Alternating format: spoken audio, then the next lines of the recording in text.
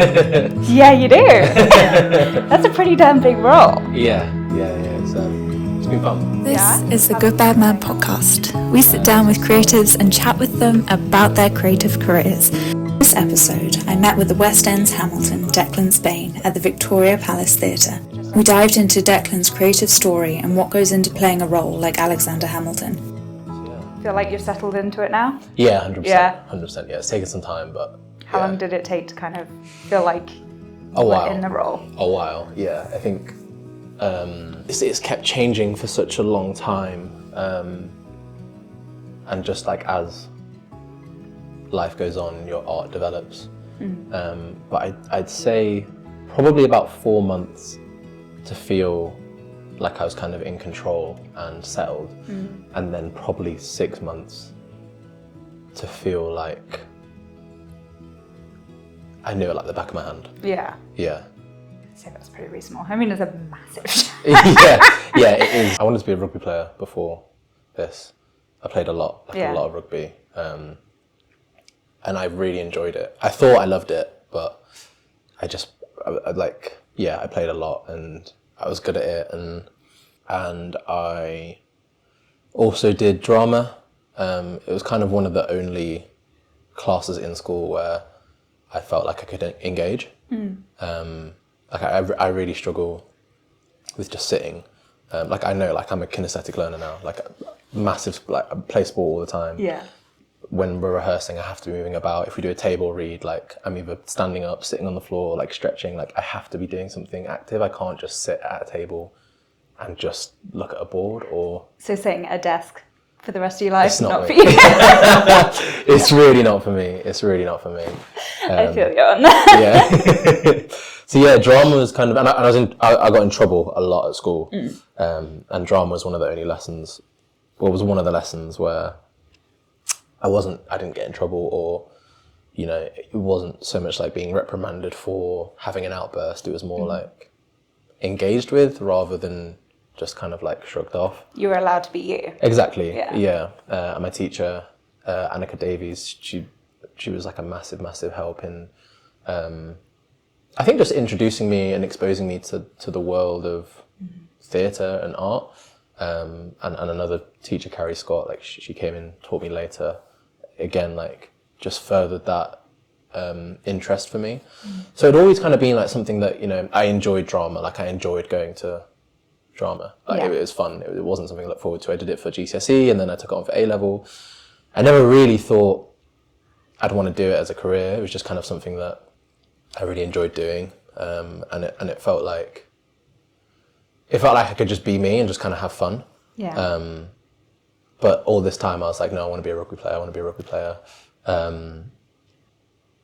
And so yeah, I did a few school shows, which was fun. I did what was the first role? Enjolras and Les Mis. Okay. So the school's production. Yeah. And then I did a production of Grease and played Danny Zuko. Yeah. Which was fun. But yeah, even then, it was just kind of something I was doing, a bit of extracurricular activity. And yeah, there was a point in year 12 or 13 where I was just playing rugby every single day. I was at Leicester Tigers EPDG, which is the stage below academy. I had a trial for their academy, didn't get in, and then so Northampton Saints, they'd also been interested, but you can't poach players. So when I didn't get in, I think my dad spoke to another other person's dad who I played rugby with, and just let them know I was available, and went to one training session at Saints, and it was amazing. It was really good fun, and the standard was insanely high, and I really enjoyed it. And I just had a switch moment where I was like, this is not what I want to do for the rest of my life. Interesting. It was literally a switch had gone off at the end of the training session, and the coach came up to me and said, oh yeah, we'd love to have you. We'd love to keep training with us. And I was like, that's amazing. And I was like, I don't want to go back. This is just not what I'm meant to be doing. And I think now I know what that feeling was I love sport. And I don't think rugby was necessarily my sport. I think thinking it was more football or basketball, and just how I actually really am interested in those two. But seeing the passion that the other players around me had. I just didn't have that. Right. Like they lived and breathed rugby. And at that point, I think it was just a switch of like, theatre, that's what I want to do. I had a moment where I went to the National Theatre to see Travelling Light. Just like, I was just captivated. Yeah. Absolutely captivated for 2 hours. And I just remember that feeling of like this is kind of what I want to bring for other people. And I was going through quite a hard point in my life at that point. My parents were going through a divorce, and like I was finding school very challenging. Like I wasn't really sure where to fit in, and just the fact that I could have an escape for 2.5 hours was something that I was like, I want to bring that up for other people. And just being backstage at the National Theatre and like breathing in the smell of the theatre, like it's really weird. Like all theatres have the same smell. They do. Like when you're backstage, I don't know what it is, but it's literally like blood, sweat, and tears, and it's just like life. Like it is the smell of life for me. Like when you're backstage, it's like cold and damp, but also so warm, and it's just like so much excitement in the air. So yeah, that's kind of the moment where I was like, this is what I want to do. Theatre's what I want to do. And were you immediately on a mission? Yeah. Straight from there? That was it. Go. Yeah. I'm very focused. Like, yeah. I just kind of, if I want to do something, and it's like, I'm doing that thing. I mean, you need that attitude, I think, in this industry. Yeah. You've got to be very focused. Yeah. I think it's definitely been to my detriment at times. Like, like, this is it. This is my plan, and this is what I want to do. I mean, it's working out for you, so I wouldn't look back with too much regret. Yeah. Okay, so you've had this spark moment. You're going to be theatre or musical theatre? Theatre. Yeah, musical theatre generally wasn't on my radar. Okay, so you weren't a singer. You weren't. No, I could sing. Yeah. I could sing. Like, I still do not consider myself a dancer, and I won't ever.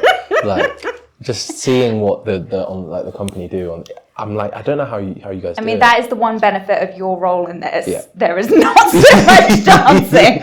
I have one moment during my shot and one moment during Satisfy, and I was like, I can get through those, that's fine. Okay, but singing is something clearly you've worked on since you've had that spark moment. Yeah. I mean, I could always sing, like, I was like, play guitar and play drums. So I'm quite musical. But it wasn't, I wouldn't say it was like, one of my strongest points. Yeah. You're not one of these theatre babies that's trained since Absolutely they were age 6. Definitely not. No, I just like to sing. I like to sing covers and sing with like friends. Do you know what I mean? Just things like that. Going forward, I was like, cool, I want to get into theatre. Yeah. And I was like, how do I do that? How do you do that? I had no idea, because no one in my family my dad's a doctor. Mm-hmm. My mum was a teaching assistant at a special educational needs school. My sister worked in marketing, now she owns her own business. My brother worked in like SEO and now owns his own business. Entrepreneurial family, love this. Yeah. But no one with the sparkly dance shoes on. Exactly. So I was kind of like, where do I go? And I just kind of spoke to my drama teachers. Yeah. I was like, how do I go forward with this? And they went to drama school. So that was kind of the next step for me of like, how do I get into a drama school? So. But you ended up at Italia. Conti, yeah. And how's Italia? It was all right. Yeah. It was all right, yeah. I had a year out. I didn't get in my first year, which is a very, very normal thing. I was lucky to get in my second year, but Italia Conti is where I ended up. Doing a musical theatre course? No, just straight acting. Yeah, straight theatre. Yeah. What was it that you needed to learn to prepare yourself for the industry though? How to behave in a rehearsal room is a big thing, and not just in terms of like behave, but like how to like listen in a rehearsal room, how to learn off other people, how to understand like the general overall concept of what a director is trying to create, in the fact that if they're living in one world, you can't just come in with a completely separate idea. Like you can, but ultimately like we're all working together to create a piece of art. And I think what I needed to learn was my process. Like looking back, I think there's a lot of things that could have been taught in different ways, and I think there should have been more encouragement to find your what inspires you about this industry, and that you may not get things the way that it's taught there, but that's okay. I didn't find the practitioner that I liked until after drama school, and that's not because I wasn't I was taught Meisner, I was taught Stanislavski, but I didn't understand it. It wasn't accessible to me. I remember doing Chekhov and Hedda Gabler, and it just seemed so out of reach, because for me as a mixed race black man, I couldn't connect to these pieces. Yeah. Because one, the tutors didn't create a world in which I felt I could live in comfortably, and two, I think they were characters realistically that I wouldn't be playing anytime soon, or ever. Yeah. and you can't really expect an actor to connect and create a meaningful development of character if they genuinely just can't connect to it. And I think it was really great in terms of doing these exercises, but I think there could have been a lot more focus into even in even not touching Shakespeare until you're able to fully understand where you sit as an artist and what you can bring to a piece. So what is your process? Who is, you were talking about methodology and stuff. Yeah. What is your process? So, or are you still learning it? Still learning it. Yeah, it changes. Yeah. I think that's a really beautiful thing about this industry and art generally is, your process is yourself. You can take from other people, but your process comes from you. I use multiple techniques. I love Meisner. I think it's amazing, but also Stanislavski. Just in terms of getting the facts and the details and how actions work, and Uta Hagen's take on that as well. I learned all this in Conti, but I didn't know what it meant. Yeah. And it wasn't until I read a book by Mike Alfreds, who's a director, and his book is Different Every Night. And yeah, it wasn't until I read that book where everything clicked, where all these kind of processes and methodologies all just kind of clicked into one. I'm watching Demon Slayer, which is an anime at the minute, and it's kind of like when you see the character development and all of a sudden something clicks, and all these different things that they've learned, all these techniques kind of click and they merge into one new thing. That was kind of the moment for me where I was like, oh shit, I know how to play an action now, because I was doing it this whole time, I just didn't know what it meant. One of the things he talks about in the book is not being so strict with language. I remember as doing actions in class, and we had this action book, and for me I'd be like, oh, I want to stab this character, and then I do it, and the tutor'd be like, it's more like a pierce, and I'm like, that kind of level of detail doesn't make sense for me. No. It honestly just doesn't work. And Mike Alfreds, he's just if one actor says pierce and to you it's a stab, that's just two different ways of looking at it. If the actor is doing the action, that's the thing that matters. Yeah, the intention is the same. Exactly. Yeah. So when I read that book, everything just kind of clicked, and I was like, okay, I feel like I have a solid process. When I get a script, I know what to do. I know what I'm doing with it. I know where to start. And then from there, it's just kind of like an open-ended book of, well, I have all these different techniques. What applies, what doesn't apply, what is going to work, what isn't. So do you allow yourself to play within a role, or do you different every night, or do you go through the process, stick on what you want to portray and play? Yeah. You play. Yeah. That's what we're doing. Yeah. Plays. It is a play. I think that's the essential, and what I was talking about before about how long it took me to settle into this role of like, how I feel about the character now is completely different to when I started.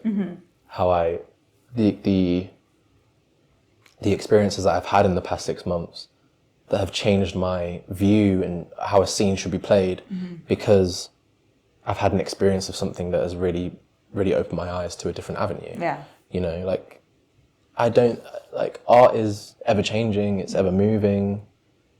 It's like water, like it just flows. You can't constrict it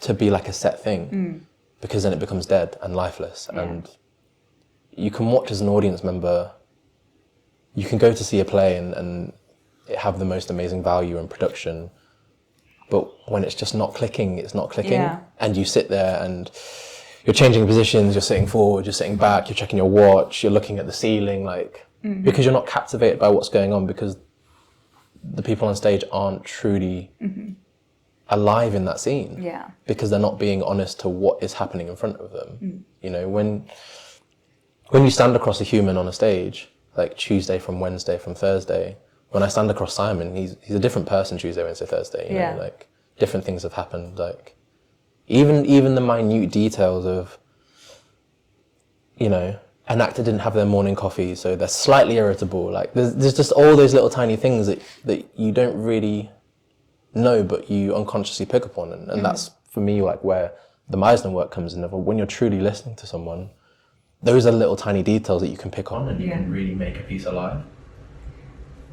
But inevitably, things don't always click, or little things just, you're like, oh, damn it, I wish I'd done that slightly different. Yeah.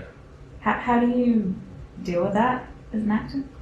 Just let it go. Yeah. You just have to let it go and appreciate it. Yeah. Appreciate it. It's sort of really interesting. It was just like a guy speaking, just like a TED talk, and he was talking about creating a new steering wheel that didn't allow people to do 3-point turns, because it would allow you to appreciate the things you miss. Okay. You know, he's like, well, instead of just going back and turning around in the middle of the road to take the turning, like, appreciate that you missed the turning and, you know, circle back and take it. Yeah. I think this is like a really important part of the process, is like, you have to fail. Yeah. And not seeing it as a failure, but it's just different, like, and that's okay. Like, there's so many times, like, there's been a line in this play that has not been working for me for about 4 months now. What's the line? Is it a question of if, or which one? And at the start it was fine. Yeah. And then something happened and it's just not making sense to me anymore. Like, I can't play it the way I wanted to play it. Until literally, I think, like, last week, a few nights ago. I was like, oh, there it is again. It's just that indescribable thing of, like, you can't put your finger on it, but in that time, you know, I was getting into my head, I was like, oh, the line's coming up, and it's not going to work because I'm in my head about it, but learning to accept it and just be like, it's not working. You know, I'm a human being, there's only so much I can do, there's only so much I can control. Yeah. There's a million other things happening on stage. Exactly. Like, no one cares about this one stupid line, like, it's just for myself. So I think those moments where something doesn't click or it doesn't work, you know, notice it and appreciate it. It's a real moment of beauty, because that's the moment of humanity where we fail. And we are just a human, and you do drop a line, and that's okay. Like, it's all part of it, you know? Yeah. What was it like emerging into the industry?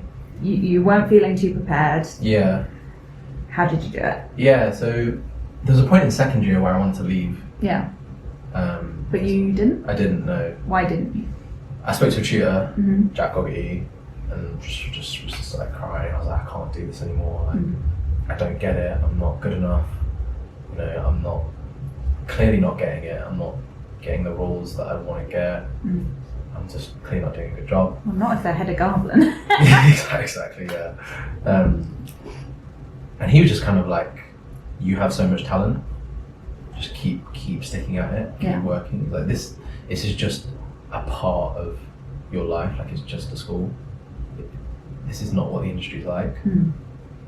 And he was just really, really honest and lovely, and Graduated. I graduated, yeah. Well, I graduated, left early, because I got a job.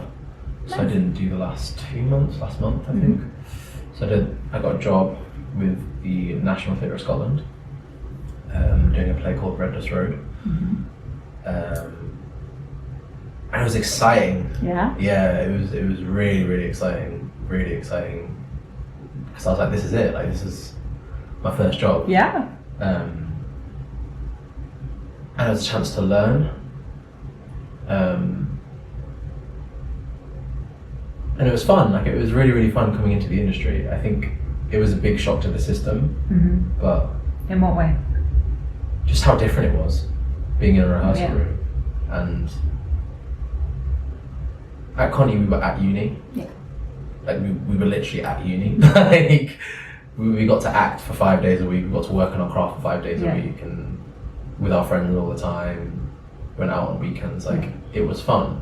And then all of a sudden you're in an industry and you're making a piece of art for people who are paying money to come and watch. Yeah, the pressure sets in. 100%. And I don't really think I'd realised that at the time.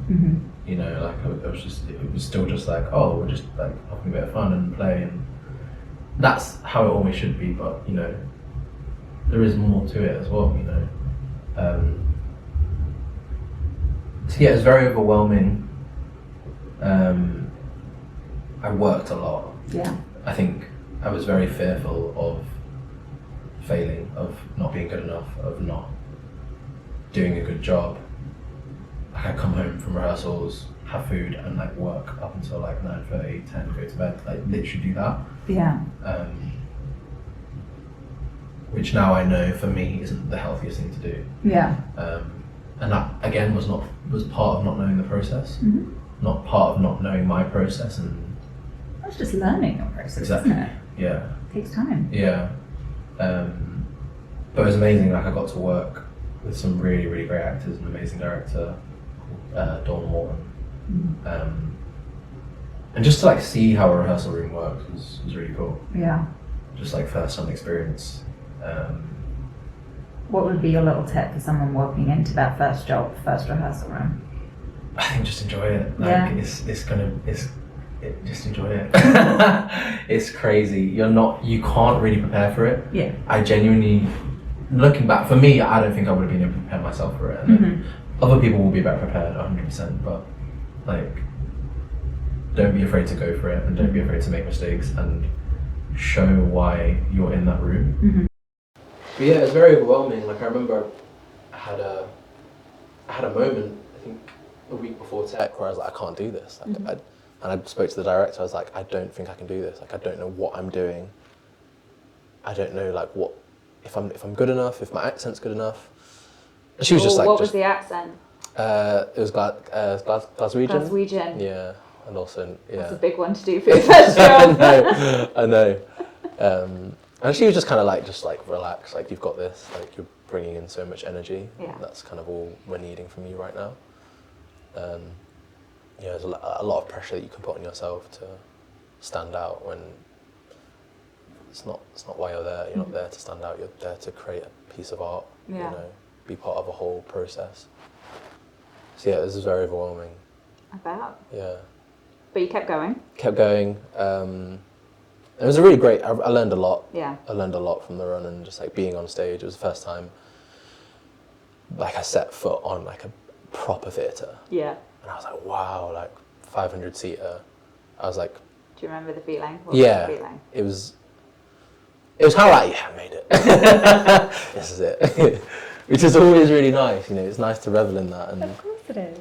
you know, I'd always been in the auditorium sitting, watching, so to like step foot on stage and just take in a theatre. And that's always something I do with every single job, is always take time to like, just have a moment on stage. And like I remember with Hamilton, I think I just asked for some, like I had a rehearsal, I just asked for some time on the stage, like 10 minutes, 15 minutes, and I just walked around every single inch of the stage and just stood and looked out. Yeah. Like I think, for me, it's just really important to remember like how lucky we are to do this job. and just like how many other actors have stepped foot on the stage, have cried on the stage, have sweated, have laughed, like just all the things that happen in life. And it's almost kind of just like a thing of like respect of, you know, that's going to be your home for the next however long your contract is. So just really take the time to make it your home, like really feel what the theatre is like. Because for me, like each theatre feels different. I can't really explain it, it's really weird, but... No, they've all got their own ghosts and histories. And literally, yeah. Oh really, they're ghosts here? Yeah, in this theatre apparently, yeah. Coming back to London was a real like reality check. Yeah. Because I'd just gone from drama school into my first job. Yeah. So I was like, cool, like what's next? Like, and then I just had to get a job. Yeah. Like another job, and I was like, what the fuck? Like, God damn it, life. It's literally that. And that was hard. That was really hard. I bet. So I did some like dog walking, did some bar work. Like bar work's not for me. Yeah. Yeah. So that was a real challenge as well of like, okay, well, theatre isn't always going to be able to pay my bills. So what else can I do in the meantime? And that was just a long question. Yeah. That I didn't really solve until COVID. But yeah, a few months went by, was just doing dog walking, was pretty depressed. I think just the completely different emotions of being on stage than feeling like I wasn't putting my talents to use was really hard. Yeah. And then I got another job at Above the Stag Theatre, a play called Foreplay. And that was for 3 months, I think. That started in January the 1st, I want to say, or December the 31st. Yeah. So it was like 4 weeks rehearsals, 2 months showing. And that was fun. That was hard, because I went into that not in a good headspace. Yeah. So I kind of just like lost myself in the work. Again, just would go to theatre, work, come home, work. I remember like my friends being like, what are you doing? Like you're just working. And I was kind of like, this is what I need to do, like this is my process sort of thing. And again, like still hadn't learned that wasn't useful for me. Yeah. It wasn't helpful. But got through that, and then COVID hit, and that was like a big shock to the system. Yeah, that was fun. Yeah. It was a crazy time. That was a shit show. Yeah, I mean, I'm very grateful because I think it actually allowed me to get back to why I do this job. Which is? Just create art. Yeah? Yeah, like I kind of was, before I was on a track of just being successful and wanting to my career to skyrocket. Yeah. And when the industry shut down, just kind of forced me to look at myself and just understand, like, I wasn't happy doing Foreplay, like, just working for the sake of working. Yeah. I didn't feel like I was creating anything meaningful, or I look back at my performance and it wasn't good because I wasn't really being true to what I think art is. I was just going in just to do acting, just to say I could be an actor. So yeah, COVID happened and we started like a self-tape group with people from Conti, which was really good. It was really good fun. But again, it just gave us a chance to just really just play with scenes that we enjoyed. So we each like picked a scene and then everyone would work on it.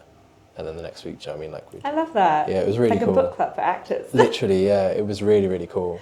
And I'd really recommend it to anyone that has time and they want to just practice doing self-tapes. Because that was another, like, you'd practice doing self-tapes, which are now a massive thing in our industry.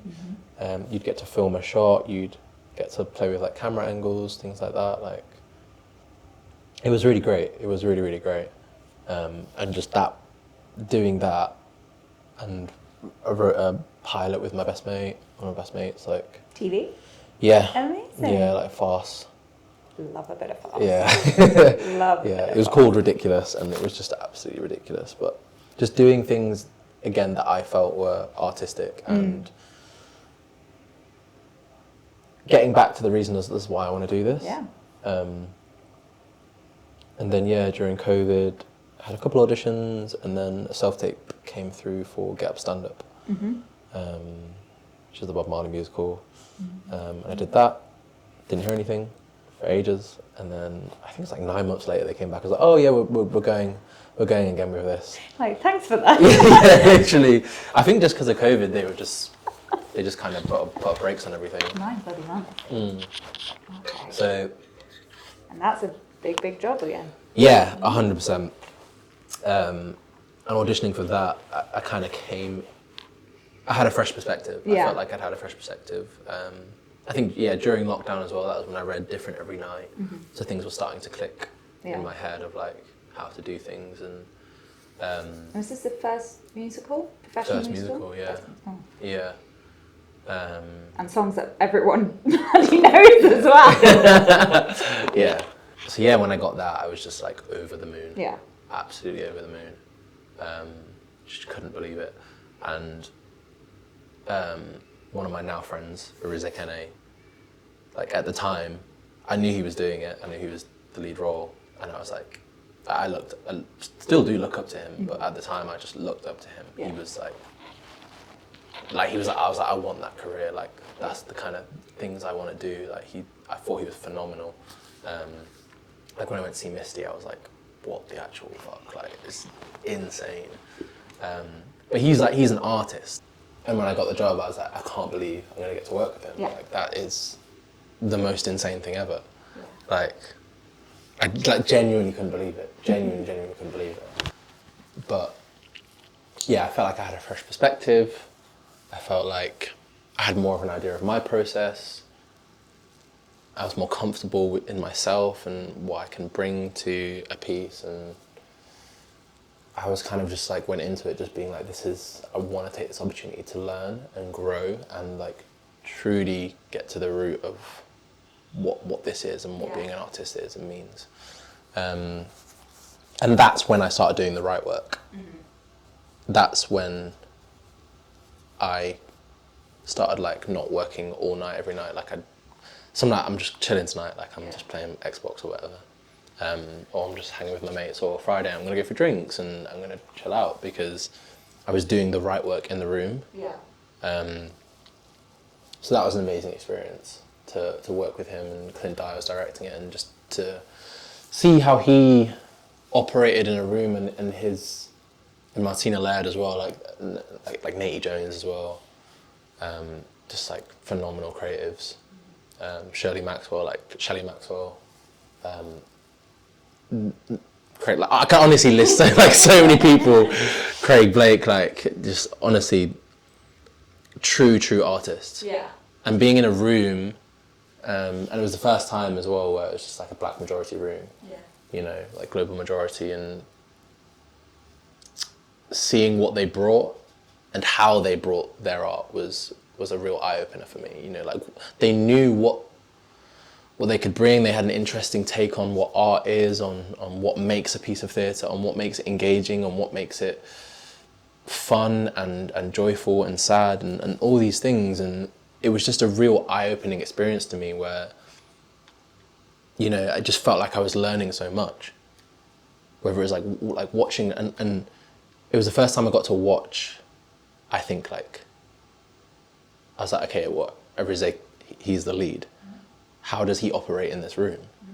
And watching like how a lead should operate. Like I don't think there is like, you know, I don't think it's about status or having like a higher view of yourself or anything like that. It's just like how he operated in the room, you know? Just little tiny details that it's really hard to explain, of always listening, always being on, and just being present, and like respecting others and respecting everyone's opinion in the room. Like that was a really important thing to me. And I think one of the first times I'd seen it in a rehearsal room where everyone was very respectful of everyone's opinion, and it just felt like a very cohesive group of people. So that was really good. That was a really great experience in terms of like learning what art was for me and what it could be. Did that prep you for Hamilton? It 100% did. 100% did. Okay, let's focus on the big Hamilton gig then for a little bit, because we're in the theatre. I'm assuming an agent called and said, this role's up for grabs. Yes, my agent called and was like, oh, they're recasting for Hamilton, do you want to be seen for it? Yeah. And I was like, yes, but I only want to be seen for Hamilton or Burr. I know I can do it. I know I can be an alternate for a lead role. So what's the next step? The next step is being a lead role. So I was like, I want to be seen for either Hamilton or Burr, and that's it. They weren't casting for Burr, so put me up for Hamilton. Go on audition. I auditioned for Hamilton actually in 2018, I think 2019. It was like when I was first finishing drama school. And I was like auditioning for a swing. Yeah, it was crazy. But like coming into it this time, having felt like I'd recentered myself, having an understanding of myself and what I brought as an artist and what I believed in, I just felt very confident coming into it. Had 4 auditions, didn't hear anything. My agent called and was like, they're basically between you and another person. And then he called me like a week later and was like, oh, they wanted to ask if you'd take the alternate role. And I was like, no. Yeah, and like that, like don't get me wrong, I'm saying that as though that wasn't an easy decision, like no, I'm not doing it. But like, I thought about that for a long time. He's like, you don't have to answer now. Like I went away and thought about it for a while, and I think I just wanted to back myself. So I wanted to take this opportunity to be like, no, I am good enough to do this, and I want to prove that I'm good enough to do this. It's a very Hamilton move. Yeah, I guess so. What do you stand for? Yeah. You're like, okay. Yeah. So yeah, told him no, and he was like, yeah, I think that's the right decision in this instance. And yeah, called me a couple weeks later and was like, you got it? Yeah. Yeah. So that was amazing. And then that's the anxiety sets in. Yeah, let's talk about that. Yeah. If that's okay. I'm sure like every actor must say this, but like the moment you get a job is bliss. Mm-hmm. And then it's like once you put the phone down, you're like, I have to do the job now. That's oh shit. Yeah, exactly. It's that. I mean, it's not just a known role, it's an examined role in the sense that everyone knows every single note, syllable, movement of this character. It's like, I mean, it's on Disney Plus, for fuck's sake. Like, how do you approach that without drowning in anxiety? Yeah. There were times where I was drowning. Yeah. 100%. But that is part of the process. Mm. I think it's just about going back to basics. Yeah. Like, forgetting the noise. Yeah. And just going, okay, what is this character doing in this Exactly. moment? I think it's about really just analysing the character again. For my process, it's just about reading the script, sort of like who I thought this character was, and I think I'd watched the Disney Plus one like twice and seen the show like twice again maybe, but it's just a chance to bring what you have to the table. You know, I think. I will say the time I saw the show with you, and it was incredibly different to the time that I first saw it. It was very different takes on Hamilton, I would say. But it reminded me of the flexibility of theatre and how different shows can be with different casts. And it's obviously you put your own take on that. Yeah. You were saying earlier your relationship has changed with the role from starting out to like 6 or so months in. Yeah. I think that's one of the hard things about this industry and West End and commercial theatre. It's like when you're taking over a role, generally there are times when things need to be kept in a certain bracket, in a certain form, because they want the show to look a certain way. And like I was saying, you know, that's when art is strangled, because it doesn't allow for breath. It doesn't allow for the intake and outtake of breath so that it can live. So for me, like, I just treated it as a new script. Yeah. Like a new piece of writing. I know it wasn't, but you know, like, who is this character? Like, how do I humanize him? What are his flaws? Because I think it's easy to get lost in the complexity and the magnitude of the show, and it is phenomenal. Like, when you sit and watch it, you are blown away. Yeah. But also, on a very real term, like, it is a tale of caution. Like, it is a tale of this is a real person that actually existed. You know.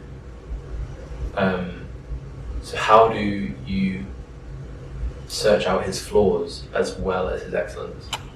So I think, yeah, just kind of treating it as a blank page and looking at it from my experiences, family experiences, and what I've kind of learned in life, and with a kind of new, fresh perspective of what I thought art was. That's kind of how I came to it. And I think, you know, like, when I started, it was just about getting through the show. Yeah. Getting the show done, just getting it is a marathon. It's huge. It's huge, and I didn't have the stamina to start with. Yeah. To be able to give everything I could every single night.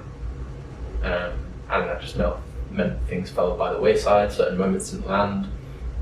But again, that's just part of the process.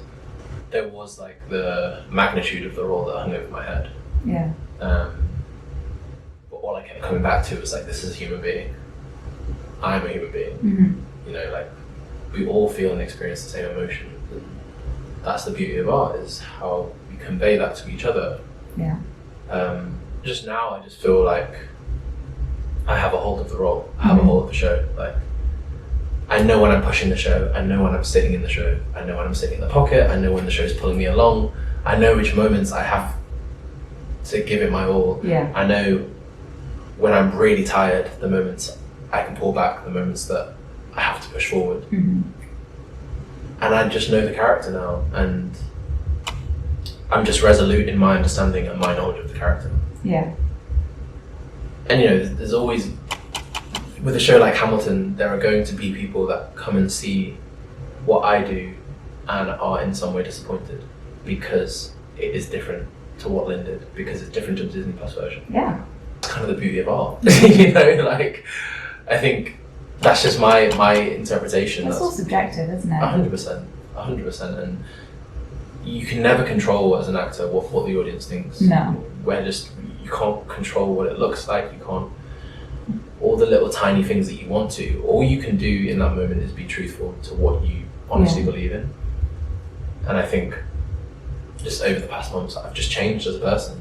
You know, I think we do change quite drastically quickly sometimes over a period of time, but again, I think I've just furthered and deepened my understanding of what it means for me to be an artist. And I think along with that, I've changed in the role.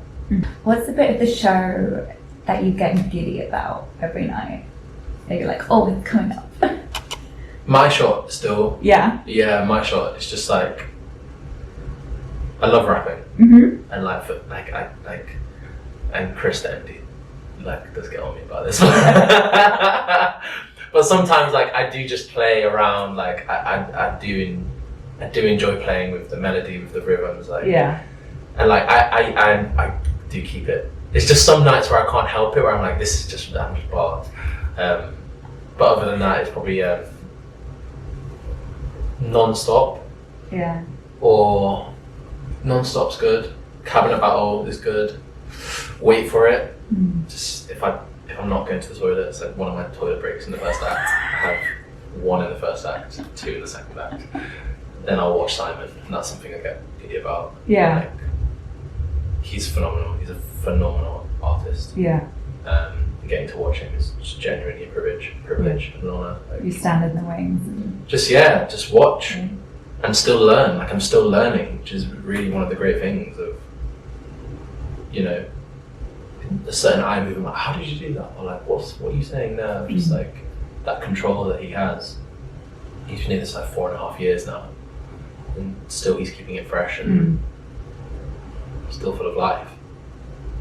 You get your group of school kids come in. Yeah. You get your 50-year-old who's wanting to make a career change into acting or something, and they say, Declan, what do I do? How do I approach this beast of an industry? I think just try and find what it is you love about the thing you're doing. Mm-hmm. You know, like if you want to get into this industry, find what it is that you love and like really interrogate it and really search it. Because that's the feeling I had at school, and that's the feeling I lost through drama school into my first 2 jobs, and it's the feeling I got back during lockdown. That feeling of wanting to create a piece of work that allows people to escape, you know, and ground yourself. And just go further with it, because from there you'll find so many more avenues and how to keep it fresh, how to keep it new. But I think for young people, like I went to drama school, that's probably my biggest recommendation. Like, I know it is possible to get into this industry without doing that, but for me, like, I just kind of learned invaluable skills through drama school, and like I said, I learned everything, and it wasn't until after they clicked, and that's kind of like a very normal thing. And like, don't get disheartened if you don't get in first 5 years. Like, it's normal. We had all age. I think the oldest person on our course was 37. So it really does differ, yeah. Good. What's the best thing about what you do? The audience. 100%. It's always the audience, and not even just from a perspective of just creating something magical for someone. Just very, very simple. Bad. What's the worst bit? Managing life outside of it. It's so demanding. It takes quite a toll because you don't have that support network that you feel like you always did have. But again, you're able to find that within the theatre, within people around. And the mad. What's the mad bit? It's just a mad job. It's honestly mental. Like, honestly, it's mental. Yeah. I'm just like, what am I doing? Like. I think that, and that's partly like the good. Like, I was speaking to Barney the other day, and we're just wearing like tights and jocks, and this is mental. Like, what we're doing. You're getting paid for it. Literally, like, what is going on? Like, it's fun at the end of the day. Like, it is. It's serious, but it's not serious. Like, there are people paying money. You have to be serious about your job, but also, like, it's not life or death. There are a lot more serious jobs out there. Just the general craziness of what we do, I think, is the mad. Yeah. And we're done. Thank you so much. Thank you, I really appreciate it. No, thank you for your honesty. Thank you for listening. Hit that subscribe button if you enjoyed it. See you next time.